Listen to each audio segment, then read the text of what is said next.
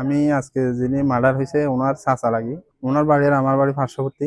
ওদের এই সাংসারিক জীবনে অনেক দিন ধরে, দীর্ঘদিন ধরে ঝামেলা হচ্ছে, ঝগড়াঝাটি হচ্ছে। যেহেতু ওই মেয়েটা, আমার ভাতিজা সহ ওর মেয়েটার স্বামী হয়েছে 4টা।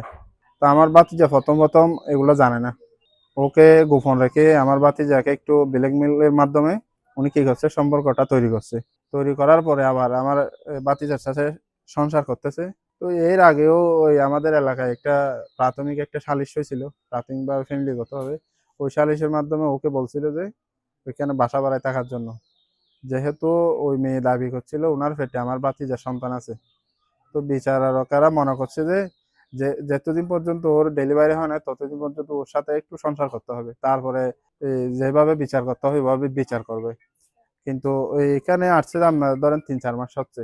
এই 3-4 মাসের ভিতরে এখানে পার্শ্ববর্তী ভাড়াটিয়ারা বলতেছে যে 3 মাসের ভিতরে অনেকবার ঝগড়াঝাটি হয়েছে, এবং গত 3-4 দিন আগেও নাকি ইফতারের টাইমে ওদের সাথে, ওরা স্বামী স্ত্রীর মধ্যে অনেক ঝামেলা হয়।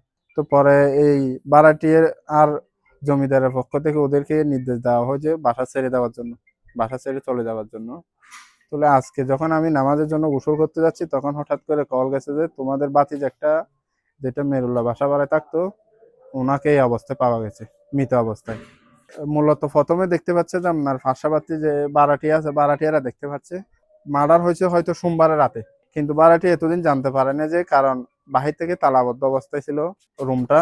যখন গন্ধ আসতেছে, এ গন্ধ পাইয়া তখন ভাড়াটিয়ার আর জমিদারের পক্ষ থেকে ওই তালা ভেঙে দেখা হয়। দেখার পরে দেখে ওই ওখানে মৃত অবস্থায় পড়ে আছে। ওর উপরে বেড, কম্বল, বালিশ পেঁচানো ছিল। স্থানীয় মাধ্যমে সংবাদ পাইছি যে এখানে একটা ঘরে একটা মৃতদেহ পড়ে আছে। পরে আমরা সংবাদ পাওয়ার সাথে সাথে আসছি এখানে। আসার পরে এখানে আমরা গিয়ে দেখছি যে এখানে এত বেশি গন্ধ মৃতদেহ থেকে, ওখানে আশেপাশে যাওয়া যাচ্ছিল না।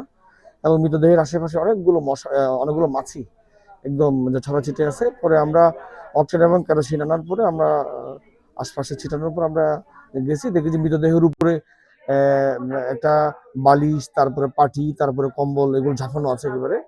তো পরে দেখছি যে তার মৃতদেহটা অনেকটা 3 দিন বা 4 দিন আগের মৃতদেহ এটা।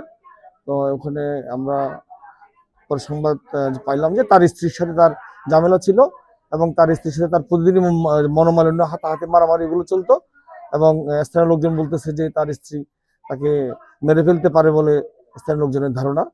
আর বাকিটা আমরা ময়নাতদন্ত রিপোর্ট প্রাপ্তির পরে আমরা বলতে পারবো, মৃত্যুর আসল কারণটা, সঠিক কারণটা বলতে পারবো। আচ্ছা, এই মুহূর্তে আপনারা মেয়ের পরিবারকে খবর দিচ্ছেন কিনা, কিংবা ওর পরিচয় পাইছেন কিনা? হ্যাঁ, মেয়ের পরিচয় আমরা শনাক্ত করছি। মেয়ের বাড়ি হচ্ছে যে তঙ্গাকাটা, পশ্চিম তঙ্গাকাটা মেয়ের বাড়ি। এখানে মেয়ের ভাই আছে একটা, মেয়ের মা আছে, মেয়ের বাবার নাম হচ্ছে মুসা, মেয়ের মার নাম হচ্ছে আমেনা খাতুন, মেয়ের নাম হচ্ছে আকিব।